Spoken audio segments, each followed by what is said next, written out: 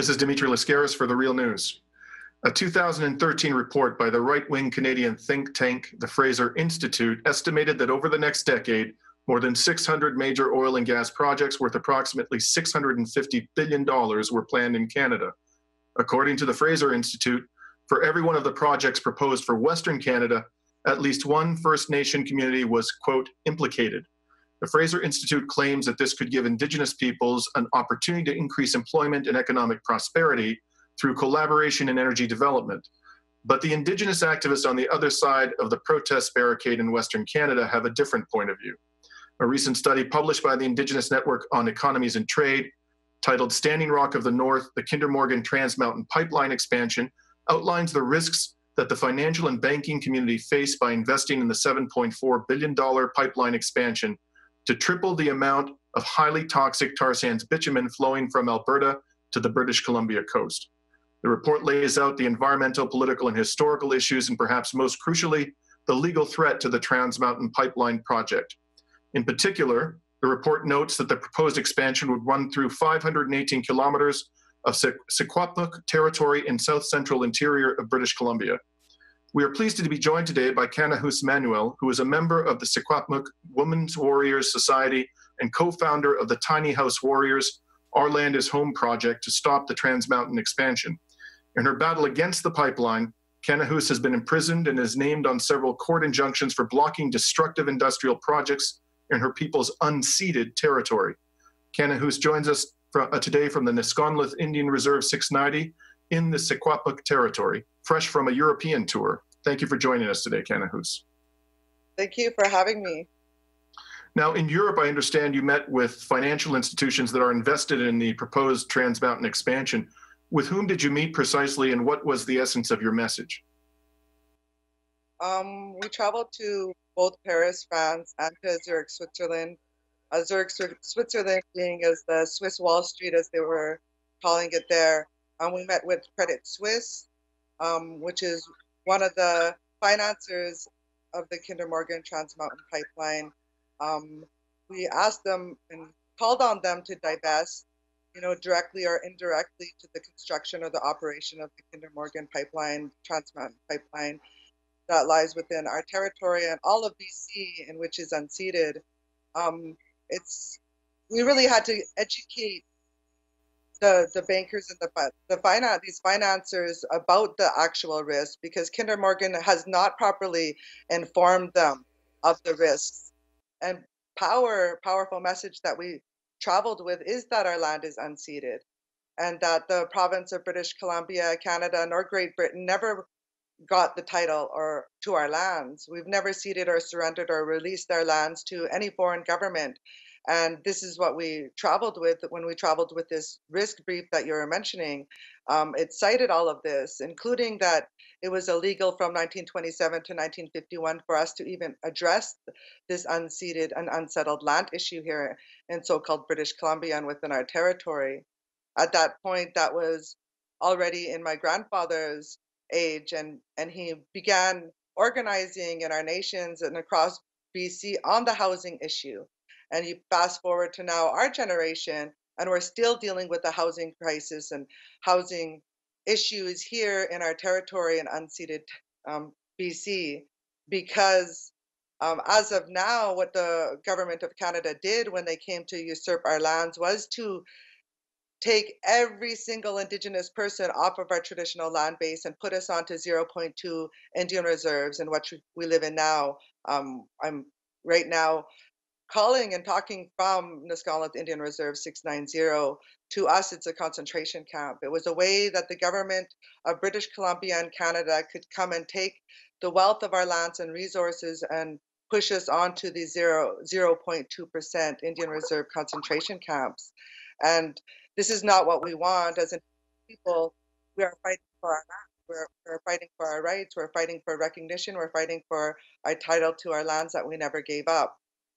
And so I just want to go back to the very beginning. When this project was built, I understand, and you referred to this in your remarks, it was not built with the consent of First Nations, for the simple reason that the people of First Nations who were affected by this land had no lawful right even to organize for the purpose of resisting peacefully whether through advocacy or otherwise, the construction of the pipeline. Is that correct? Yes, the original 1953 pipeline, when it went in, the Kinder Morgan pipeline that's in existence and goes through our territory right now, never got the consent of our people. It was in 1951 that Kinder Morgan got the approval, and at that point is when these laws for us to hire lawyers to discuss the land issue, it was illegal for us. And so at that point, all of this destructive development throughout our territory, we've been bombarded by clear-cut logging, water extraction, tourism development, massive developments in our mountains, in which we resisted in 2001, 2002, and that's where I end up doing jail time, because we're protecting land, addressing and really forcing the government to address this unceded land question, as they call it here. And the province of British Columbia will continue to throw this Indian issue back to the federal government. And the federal government will say that there's a way to deal with these unsettled land grievances, and it's through the BC Treaty process, and throw us back into the province. And we're not getting anywhere within this country. And that's why we choose to go abroad. We choose to go target directly to the financial institutions that are funding these development or these destructive projects on our land, that's destroying our land, in which our whole existence is based on as Secwepemc people. Our language, our culture, our food harvesting, everything is based upon the lands. And by forcing us onto these concentration camps where we cannot even leave these boundaries and to go off onto our territory, we see our houses bulldozed down, we see our houses burnt down to the ground out on our territories. We have mass arrests happening as Indigenous people stand up to protect lands. And so we are exhausting all of our remedies here in the country of Canada because they criminalize us as Indigenous people just to assert our own territorial authority, to assert that we've never given up this land.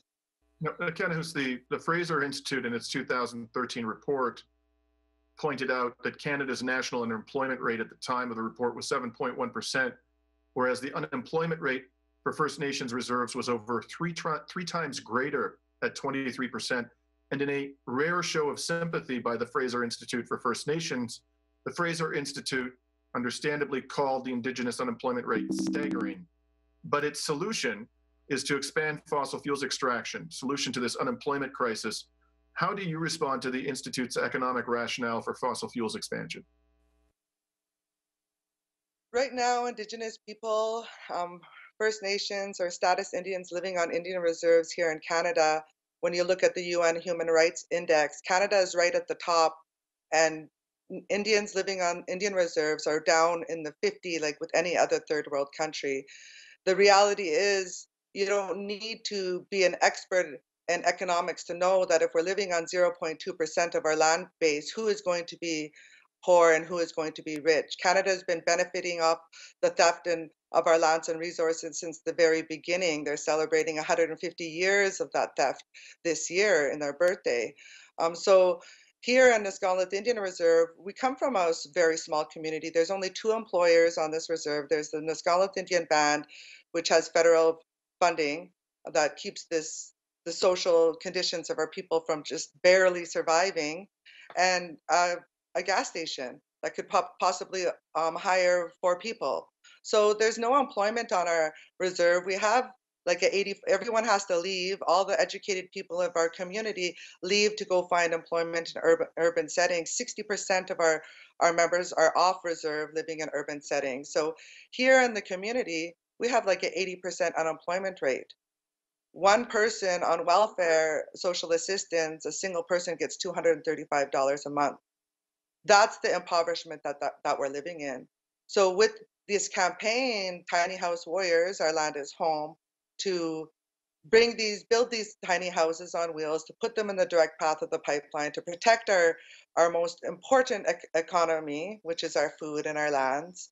At the same time, promoting to be our own entrepreneurs and enterprise, and finding creative, innovative ways. So some of our tiny house warriors are going to be small business to to actually show our communities the options and the alternatives to fossil fuel, including the jobs.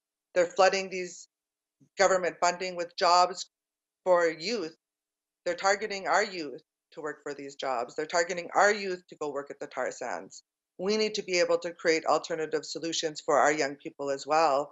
And with these tiny houses That where means, these that tiny means as I understand your argument, that means that the government has to allow you to control the unceded territory over which these pipelines now cross, and to develop those resources in the manner that you and your people see fit. they need to back off. They need to get out of our territory. What they don't There is no consent. There has never been any consent for any of this either civilian occupation, government occupation, industrial development, as they say, on our territory. There has never been consent, and there needs to be remedies in place for us to be able to assert our land without including them. This is our land. We have our own governance structures within our nation. This has been a short time, in a blink of an eye in the history of Secwepemc people. We've been here for tens of thousands of years since the beginning of time. We have mammoth tusks carved by our people. We have rock paintings. We have all of our stories that go to the beginning of creation. That's the power that we stand on. We know that this system and society is not sustainable. The Alberta tar sands is not sustainable.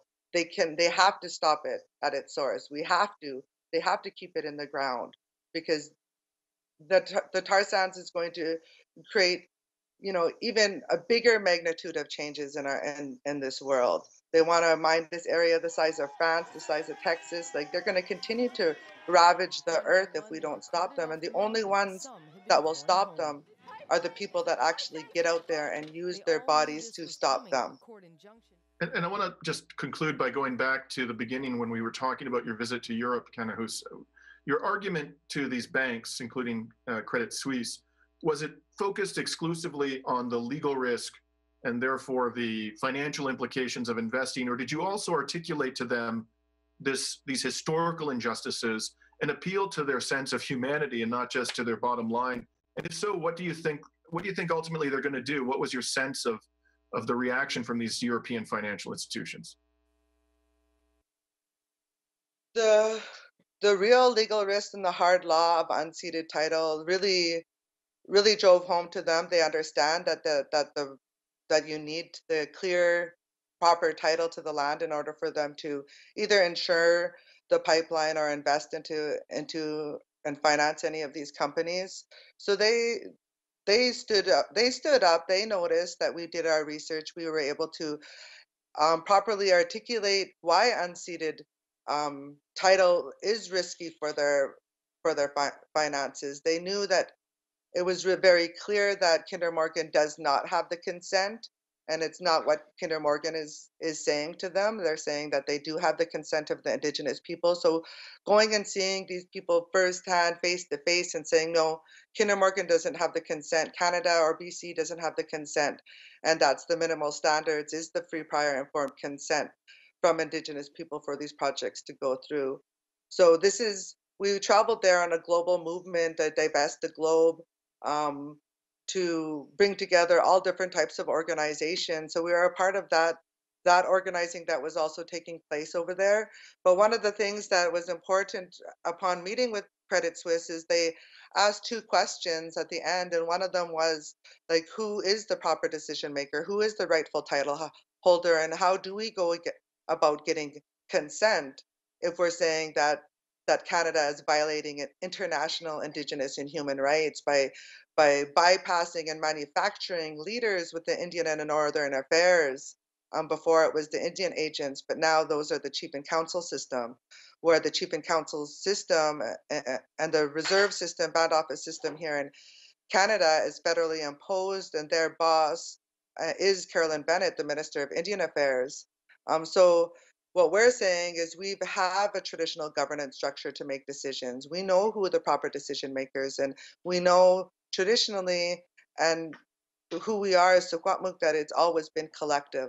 and it's been collective between every man, woman, and child in our nation has a say on what happens to territory, and not one reserve band chief and council can sign with Kinder Morgan or sign with the government, and that means that we're giving up our title to our land. No. Those are legal processes that have been put in place by the government to take more land, to control more land. There's 60% of this INAC system, Indian Affairs Chief and Council system across the country of Canada that are in termination tables and termination talks with the federal government some way or another. They made it illegal to even say extinguishment in these modern day treaties that they're trying to push on our people, to say we extinguish our lands to them and they grant us back lands as fee simple title. We refuse that process because we will never extinguish our land, and our ancestors laid that before us in multiple historical declarations that said we will never surrender our land, we will never cede, surrender, or release our land to any foreign entity or government. And that's what we stick by as this generation, 2017, and this is what we train the next generation and our children, is that we will never surrender. So organize our nations accordingly as nations, as distinct Indigenous nations that have the rights to self-determination in this world. Right.